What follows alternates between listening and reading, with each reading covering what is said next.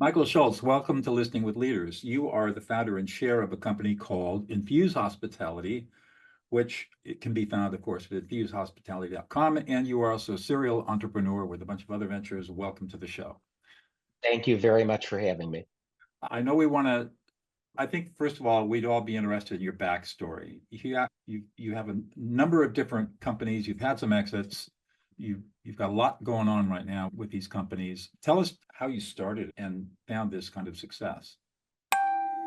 It is an interesting story because I think, in today's day and age is a different story, as what I'm seeking out is, I think, different than maybe other founders. But I started in the restaurant business at the age of 12 years old, washing dishes to help my family so that we could eat and have medicine in the same day, and worked my way through that industry.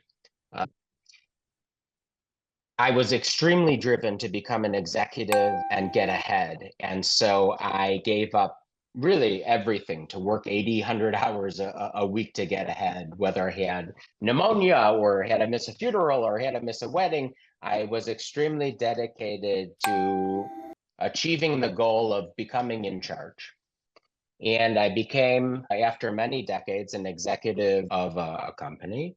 And that's when my wife, Sari, became pregnant with my first of now 4 children, Sadie. And that's where everything really changed. And it was really as if somebody had switched out my eyes. And all of a sudden I looked out and said, oh my God, that's somebody's mother that works for us. That's somebody's brother, cousin, sister. And it hit me that, I'm not only am I responsible for this company, I'm responsible for these people and their well-being and their families and the communities in which we operate. And it took a few months for me to really understand, because I'll tell you that I felt disappointed in myself and I couldn't put my finger in what was wrong. And I would look in the mirror and I had achieved what I wanted to achieve, but I was disappointed. And the reality is, what finally hit me is that I was concerned with the legacy that I was going to leave this child. And I didn't want the legacy to be, your dad was terrific, he got the stock from $1.28 to $29. That was not the legacy. And having grown up with minimal financial resources, I also was taught and had the greatest upbringing, that's not the important thing in life, and that the real problems in life can't be solved with money. And so truly, I became obsessed with the legacy that I was going to leave and what people were going to say about me when I was gone. So I walked into a board meeting and I said, we have all of this opportunity to change people's lives and give them opportunity and impact the communities in which we operate. And it all came out of me. And the response was, thank you for your warm fuzzies. You've got 2 quarters to get from X to Y, and don't ever come in here and give us a lecture about this nonsense. And it was then and there that I figured out that if you really wanted to control what was important and the nucleus and objective of an organ, you had to own it. And great timing when people talk about being an entrepreneur and starting. There's no perfect time. Just like there's no perfect time to have a child, there's no perfect time to get married. People are waiting for this perfect moment. I don't think the world works that way. And so I walked in a couple days before my wife gave birth to my first child, as she was walking out of an ultrasound, and announced that I had quit my job and was going to start my adventure as an entrepreneur, which I'm pretty sure put my wife into labor. And so there's no perfect time, but that was the start of my entrepreneurial journey. And the reason I did it is because I wasn't afraid of failing. And I was afraid of looking back on my last breath and wondering, what if? And I was obsessed with the stories that people will share about me when I'm gone with my children. And I want that story to be with a smile on their face saying, let me tell you a story about your old man. And so that was the start of it. Perfect timing, right? How long ago was that? That was 14 years ago. And so that was certainly, there's ups and downs to the stories, right? People ask, what's it like being an entrepreneur? And I say, you go from feeling like you want to jump off the roof to feeling like you won the lotto to wanting to jump off the roof again. And that's the first minute and a half of your day. So it's the reality is that the most valuable resource I have is my time. I don't know how much of it I have. And once I spend it, it's gone. And so when you look at things that way and what's important to you and what's the diamonds in life, to me, it's not the money. It's about the impact that we can have on people and our work to make the world better in the time that we're given here. And so that leap of faith is scary, but scarier to look back and wonder what if. That's really interesting. I had the same experience. 22 years as a trial lawyer. Went back to school, got my master's degree in peacemaking and conflict studies, could not come to agreement with my partners about what I wanted to do. Within 1 week's notice, left $10 million on the table and walked out and started my own peacemaking practice to follow my heart. Yeah. I don't think anyone's going to count our crap when we're gone. That's just and so passing go and collecting the $200 never was the KPI for me to judge on how I was doing on my life I was given here in this physical world. Exactly. I totally, yep, absolutely right. And service to others is where the real meaning comes from. Viktor Frankl, in his famous book, talked about that all the way at the end of the book. He said the most important thing we can do is serve others. And when we serve others, that creates meaning in our own life.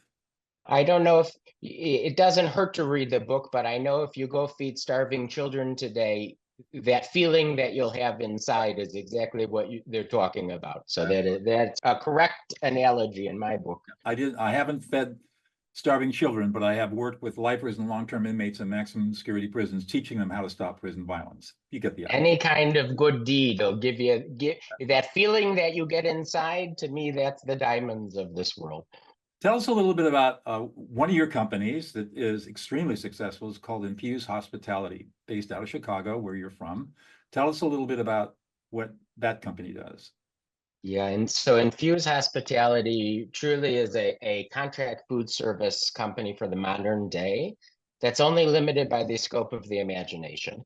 And so in 2016, we started this organization because we felt that there was a very significant gap in the world of commercial real estate, in the world of hotels and resorts, multi-unit residential, in the workplace, in the quality of experiences and how people build spaces and create spaces to be really curated environments for driving community. And certainly for thousands of years, that's been done through food and beverage, right? That's when you look at different cultures from around the world, it's the music, it's the food and beverages that make everything so very interesting. And so that's what we do at Infuse. Whether it is large commercial real estate assets or advising people on how to attract and retain talent, we do that through food and beverage, whether it's traditional retail, bars, restaurants, amenity floors, anything that you can think of involving food and beverage. By the time COVID hit, Infuse, from the end of 2016 to the time COVID hit, was operating 40 million square feet in 42 states and 2 provinces of Canada. Everything from ConAgra's headquarters to food and beverage experiences at Willis Tower to restaurants like Fred's Barney's Madison Avenue in New York, a $22 million a year restaurant. So that's what Infuse does, from coffee to fine dining and everything in between. We help provide solutions by being good listeners to what our strategic partner clients' problems are. We'll come back to that becoming a good listener in a second. First, what is it now? You have the success. You've had other companies that have exited. You've got other companies you're working in. What is it that gets you up in the morning and gets you excited to go to work? Oh, the people. I'll tell you, that's why I jump out of bed at 4:30 in the morning to run and do my job, because it's exciting to be able to impact and provide people an opportunity to make a better life for themselves and their families. The flip side of that is how scary it is when you're laying in bed trying to go to sleep at night. And so for me, when people join our organization and say they want to be a part of Infuse, it's not okay, all of a sudden, here's the pledge ship, we're letting you into the club. It's me and the leaders in our organization taking on the responsibility for the well-being of that individual and their families, and making a promise that we're going to invest in them and give them the tools and the support that they need to be able to grow and have a better tomorrow. And so it's very exciting and it's very scary all at the same time. And if you have someone on, if someone tells you it's not scary, I would think twice about that person, because when you're responsible for people feeding their children, it gets pretty scary. And listen, we're not operating on people's children and saving lives. We're legal drug dealers. We sell caffeine, sugar, carbs. So what we're doing is not that important, but the people and their families and their well-being and their experience, and having a culture where they don't have to do the things that I did to get ahead in my career. I don't believe that you should have to miss the important things in your life. I don't believe that you should have to not be able to make doctor's appointments for your children, or go to these events. And it was the belief that even in the food and beverage industry, you should be able to be a single mom and a CEO, that I want our people to have a different experience in our organization and not have to give up the things that I did that I will never get back. I'm not proud of the story I told earlier about the things that I missed from my family and the things that I missed in my life. And there's not enough money in the entire planet that I would do it again, because I didn't know any better, because someone didn't teach me. And so now, anybody who will listen, I'm trying to advise them that there's a different way to do it so that they don't make the same mistake I did. You very nicely said how successful our organization is. We'll tell in the future on how it impacts the communities, our partners, and our team members and their families. That'll be the telltale of the success of the organization. And God willing, I'll be here till about 120 years old, so I'll be around to hear about it, I hope. I'm curious, how many employees does Infuse have right now? Enough to make it scary. Would you say you have 44 million square feet under management of some kind or contract? Well, it's we service about 40 million square feet, spanning 42 states, and constantly growing. We've, I think, opened 3 things in the last few weeks. And so it's very exciting. And I'll tell you, the most pleasurable thing is getting on an airplane and going and talking to our people and hearing their stories, and getting to talk to the dishwasher and turn and say, I'm still the dishwasher and I was a dishwasher, and I value your opinion and your work is important, right? Because if I disappear for a month, I think everybody will be fine. If the dishwasher doesn't show up at our restaurant tonight in New York or Minneapolis or San Francisco, we got a real problem. Right. And so it's such a great pleasure to learn the stories and the backgrounds, and the diversity is just so beautiful throughout the organization. And I believe that those different experiences and backgrounds combined is what gives us an advantage as an organization, and what makes the world interesting. It's really that diversity that makes the world beautiful. I know there are a lot of people who think diversity is a bad thing, but I think it's absolutely our greatest strength. I ask the question, if every rose was a rose, would we still ask to stop and smell the roses? And so when you think about it that way, if all of our food and music and all of these celebrations of life were exactly the same, would that be interesting? Where would we travel to? What would we do? And so I guess it really depends on how you look at it, but it would be pretty boring to me if everybody was the same. I'm very lucky to have had really great business partners in different organizations. And I'll tell you, the best part of the relationship and the partnership is our differences, and that we don't think the same. And that means that you don't always come to the same agreement, because of you don't have a shared history of experiences, but very powerful when you respect each other and you can talk through where they're coming from to come up with a compromise that gives you a solution with a great percentage of winning. If all of my partners were the same as me, what's the value in the partnership? That's right. So what is it, Michael, that's unique about you throughout your life? Oh, depends on who you ask. I'm asking you. Well, let me finish the question.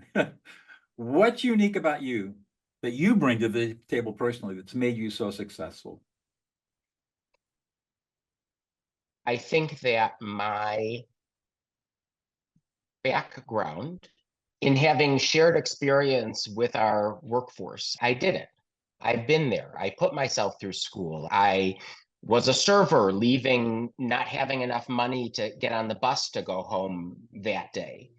And I just think the perspective of my upbringing and what my parents taught me, like I didn't have 1,000 toys, right? I had a pair of chopsticks and a pan, but I was allowed to use my imagination.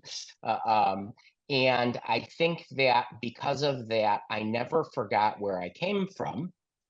And I understand the struggles that people go through.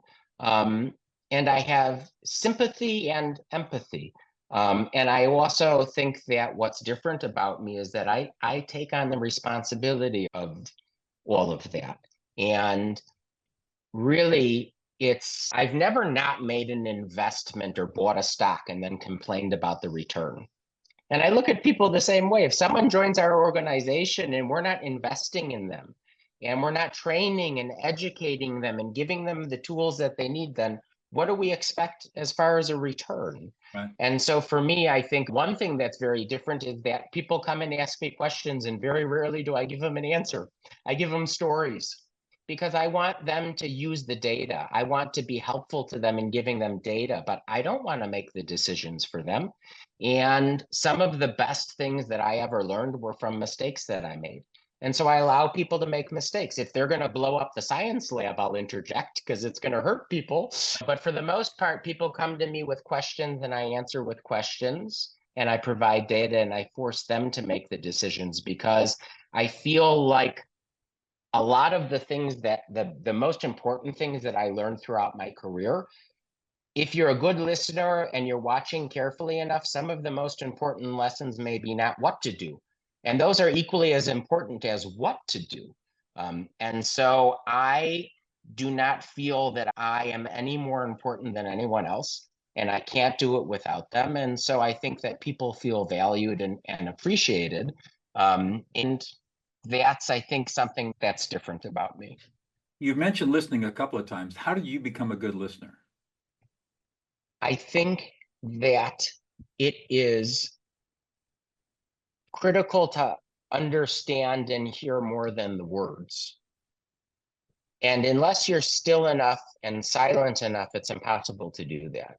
When you're physically in the room with somebody, you can really feel the energy. There's a lot that's said from the body language. There's just so much going on that your brain can't possibly see or recognize or understand any of that when your mouth is open and the words are coming out, or when you're not really listening and then you're just sitting there thinking about what you're going to say next. When you're truly still and you're truly silent, you can notice many things. I'll tell you one thing I think is, as part of a world, I think that we've stopped listening. And I'll tell you that I believe this is a world where miracles are happening all of the time. And I just think that we're so busy with all of these different things, the social media, which I think is one of the worst things that's ever happened to the world. We have lost the ability to sit silently and listen. And so I think we're not only missing so much in our businesses, I think we're missing so much in the world. And having a perspective of light and goodness can remove so much darkness, but it's so easy in our careers, in our lives, in our businesses to really focus on the one dark cloud versus all the rest of the blue, beautiful sky. Right. So I think listening is more than opening your ears and is really critically important. Interesting. We're very much aligned. I'm a lawyer turned peacemaker, and today I teach people how to listen to emotions rather than to words. And when you do that, all kinds of magic happens. But the key is to do exactly what you're talking about, which is to read another person's emotions. You need to be silent inside yourself. And it turns out that our brains are hardwired for reading each other's emotions. We ignore it. We ignore that innate ability we have, and so we don't use it. But once you do use it, I think what you're talking about is the experience of being able to see a person for who they really are and what they're really intending to feel, say, experience, and what they're not talking about, but what they're experiencing that may be contradictory to what they're talking about. And I agree. and my feeling is that if people had the skills that I teach, which is this deep listening, we would have a very different world than we have right now. The problem, as you've pointed out, the problem that we have here in the United States, especially, is people are not listening to each other. And so it's too easy to become polarized and isolated and tribal, rather than sitting down and listening to each other and discovering that we have much more in common than we have that divide us. I think the world needs some Mr. Rogers right now, is what I've been saying. The whole world needs to just sit down and watch some Mr. Rogers, Right. and start counting all of the blessings that there are. There's certainly more that brings us together as people than the propaganda that's been put out there that we're really further apart. It can change with one spark of light and goodness. And so I think when you focus on that and you start truly listening and hearing each other, and not just tolerating. Tolerating is not a great word. To tolerate something doesn't mean to accept something. It doesn't mean to find pieces of it that you can align on. And so when we talk about tolerance and tolerating, I think we need to do a lot more than tolerate. We need to look for the good parts. Right. And I think when you're focused on that, to be quite honest, I think that with organizations, if you're focused on the money, doesn't happen. Right. I think if you're focused on doing the right thing for the right reason, I believe that success is a byproduct of fulfilling your passion.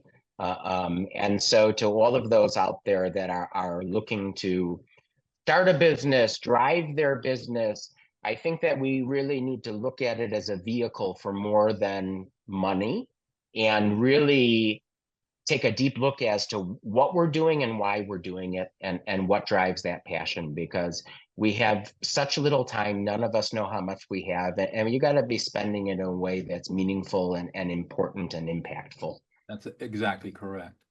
Do you have any, how do you, going back to listening, I'm curious about, it's obviously critical to you, it's critical to your team.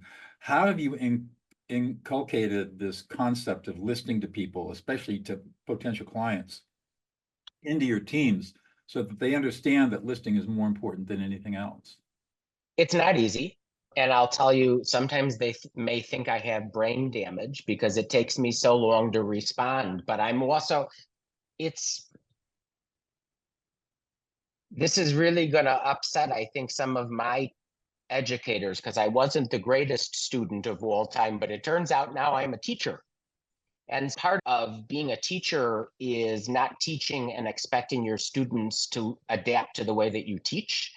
It is being a great observer and being able to adjust and be flexible and nimble and change the way that you're teaching so that it's received well by the student. Yes. And so when we talk about it in an organization, whether it's from a negotiation standpoint, or it's from a communication or problem solving, whatever the case may be, I ask them to look at it from the other person's perspective first and foremost. When we're doing deals, I don't want a great deal for me. I want a balanced deal that's great for both parties. And I don't understand why people are trying to negotiate themselves the best deal. Does that mean that it's going to work out well when you're going into a partnership with another party when you got the best deal? How about a fair deal where it's a win for everybody? So a lot of the times it's about understanding their perspective and understanding what's driving what they're saying, and being able to quickly analyze that and respond from a place of looking through it from their lens, because our lens is less important in that kind of situation. We just need to understand where and why they're coming from something so that we can acknowledge it, address it in a way that is appropriate for them, and get on to working on the solutions or whatever else is needed to move past that. And so if you're always talking from your perspective and you're not listening, it's really very difficult to find equal grounds in any kind of scenario, in my opinion. Well, your opinion is fact. It's to the degree that you can acknowledge and validate another person I call it listening another person into existence. You drop down barriers and you make negotiations easier. You make relationships stronger. You build instant loyalty and trust and in personal relationships, intimacy. It makes all the difference in the world. It's the foundational skill of life. And that's why I teach it. And as far as I know, I'm the only one in the world that teaches listening the way that I do. But I have trained tens of thousands of people in these skills and watched every single one of them transform in amazing and powerful ways. Your message is powerful, and I hope that a lot of people will take it to heart. One more question, Michael, and I'll let you go. What's one thing about yourself that we would never know about unless you revealed it to us? One thing about me, I never held a child until my first child was born. Wow. And now the greatest pleasure of my life is my 4 children who have been the biggest blessing to me. And so now that is my most important job. And man, did I miss out because there's a whole lot of beautiful babies out there, but literally never held a child until my first child was born. And it's been the greatest pleasure of my life to be able to watch their journey with my goal of creating 4 kind people has been a true blessing. But that's something I don't know if my wife even knows that. I don't know if I've ever told that. That's fascinating. And obviously, as you told us throughout our conversation today, that having children was a transformative, life-changing experience for you. It was like somebody swapped out my eyes, and thank God for that, because my new set is much better than the original set. Good for you. Michael, it's been a real pleasure talking with you today. Thank you so much for taking time out of your busy schedule to be with us. It's a great pleasure. Thank you. I enjoyed. You're welcome.